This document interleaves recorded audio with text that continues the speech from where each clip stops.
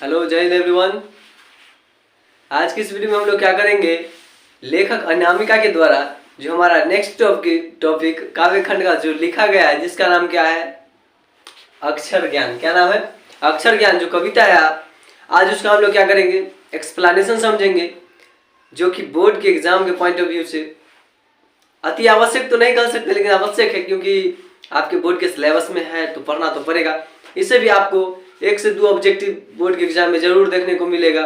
बस आप only for कहानी सुन लेते हैं, आपका मार्क्स फिक्स होने वाला है। कभी कभी क्या होता है, 5 अंक में इसका एक्सप्लेनेशन दे दिया जाता है, इसके पैराग्राफ को दे दिया जाएगा, आपको बोलेगा स्पष्ट करें, समझाइए, इसका अर्थ क्या है, मतलब क्या है, आपको बताना होता है। ठीक है, आइए हम लोग पहले इनका जीवन परिचय लेखक अनामिका का समझते हैं।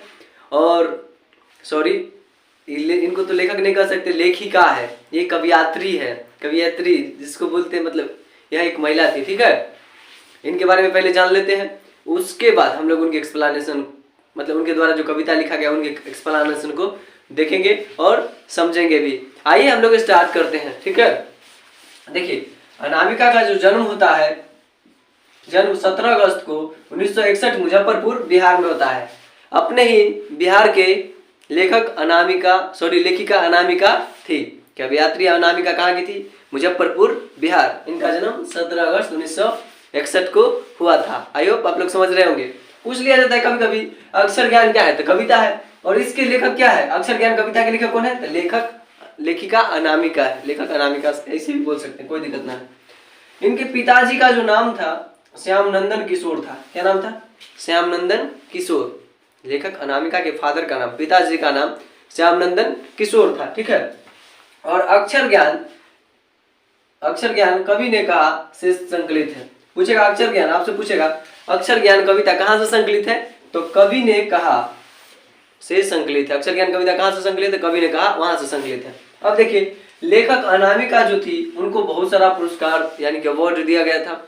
कौन कौन सा अवार्ड है? अनामिका को राष्ट्रभाषा परिषद पुरस्कार मिल चुका है, भारत भूषण अग्रवाल पुरस्कार मिल चुका है, गिरिजा कुमार माथुर पुरस्कार मिल चुका है, ऋतुराज साहित्यकार सम्मान आदि पुरस्कार इनको मिल चुका है। ठीक है, यह था हमारे लेखिका का जीवन परिचय। अब इनसे जो क्वेश्चन पूछा जाएगा, पहला क्वेश्चन आपसे पूछा जाएगा, ये बताइए लेखक अनामिका का मतलब जन्म कहाँ हुआ था? तो मुजफ्फरपुर बिहार।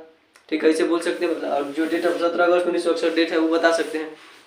पिताजी का नाम, तो क्या नाम था पिताजी का? श्याम नंदन किशोर। उसके बाद पूछा जाएगा आपसे अक्षर ज्ञान कविता के लेखक कौन है? अनामिका। अक्षर ज्ञान क्या है? तो कविता है। बस इतना क्वेश्चन इससे पूछे जाने वाला है, इससे ज्यादा नहीं पूछेगा। आइए हम लोग एक्सप्लेनेशन को देखते हैं। देखिए आपका जो एक्सप्लेनेशन है उसमें क्या है, अक्षर ज्ञान। इसमें ओवरऑल आपको बता देते हैं, इस कहानी में हम किसी भी कहानी को सुनने से पहले उसका थीम समझना जरूरी होता है, मतलब आखिर है क्या। जब समझ लीजिएगा तो कहानी सुनने में भी आपको अच्छा लगेगा। इसमें होता है क्या, इसमें आपको एक छोटा सा, मतलब जो कवियत्री अनामिका होती है उनके एक छोटा सा बच्चा होता है, और वो बच्चा जब पढ़ रहा होता है, लिख रहा होता है, तो उसको बहुत सारा दिक्कत का सामना करना पड़ता है।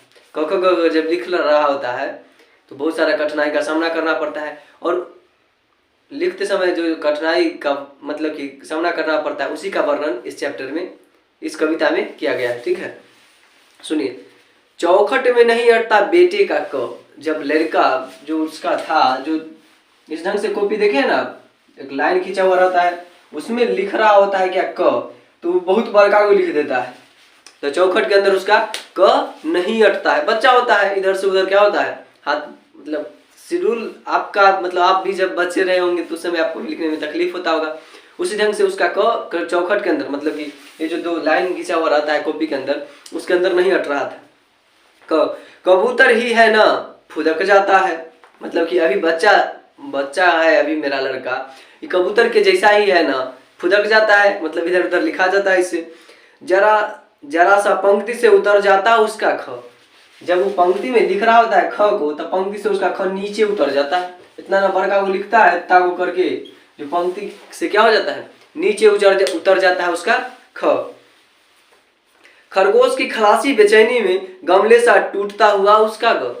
देखते हैं जब कुछ होता है तनिक को खरगोश के पास जाइएगा, इधर उधर चक्कर पकड़ देगा, फुट से भाग जाएगा। ठीक है, वैसे उसके अंदर क्या है, खरगोश के अंदर जिस ढंग से खरगोश के अंदर बेचैनी होता है, उसी ढंग से बच्चे के अंदर बेचैनी होता है। और उसका जो ग लिखता है वो लगता है कि गमला टूट रहा है, वैसा लिखता है ग।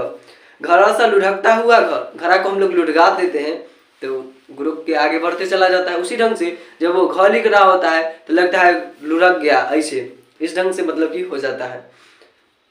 अंग पर आकर थमक जाता है, जब वो अंग पर पहुंचता है, जब क अंग जाता है अंग पर, तो वहां पर थमक जाता है। मतलब थमक मतलब रुक जाना, जब मतलब लास्ट होने वाला तो इसलिए क्या होता है, रुक जाता है। उससे नहीं सधता है अंग, जब वो अंग लिख रहा होता है उससे सध नहीं पाता, मतलब उसका बोझ उठाना उसको बहुत ही मुश्किल लग रहा होता है। ठीक है, अंग के जो ड होता है, अंग में क्या होता है, पहले ड और उसके बाद इसमें ये पॉइंट होता है अंग में। ठीक है, तो ये अंग का ये जो ड है, ड को समझता है माँ, ड को लड़का क्या समझता है, माँ। और ये जो छोट में जो बिंदु दिख रहा है आपको, उसको समझता है बेटा। क्या समझता है, बेटा समझता है। और उसके बगल में बिंदु को मानता है गोद में बैठा बेटा। जो बिंदु दिख रहा है उसको क्या मानता है, गोद में बैठा वो बेटा है। माँ बेटे सधते नहीं उससे, और उन्हें लिखने की अनवरत कोशिश में उसके आ जाते हैं आंसू। देखो उससे मतलब बार बार लिख रहा था, उससे सध नहीं पाता है, मतलब लिख नहीं पाता है, और यह बार बार लिख रहा होता है। बच्चा क्या होता है, बार बार लिख रहा होता है, तो उसको बार बार एक ही चीज लिखवाया जाता है, तो बेचारा को बहुत गुस्सा भी आता है, पिटाई भी लगता है। इसके कारण उसके आंख से क्या हो जाता है, आंसू आ जाता है। पहली विफलता पर छलके ये आंसू है शायद प्रथमाक्षर। जब पहली विफलता, पहला बार जब क्या हुआ, असफल हुआ, उस पर जो आंसू छलकता है, ये क्या होता है, प्रथमाक्षर कहलाता है। सृष्टि का विकास का कथा है। क्या है, सृष्टि का विकास मतलब सृष्टि जो आगे बढ़ा है, ऐसे ही मेहनत करके ही आगे बढ़ा है।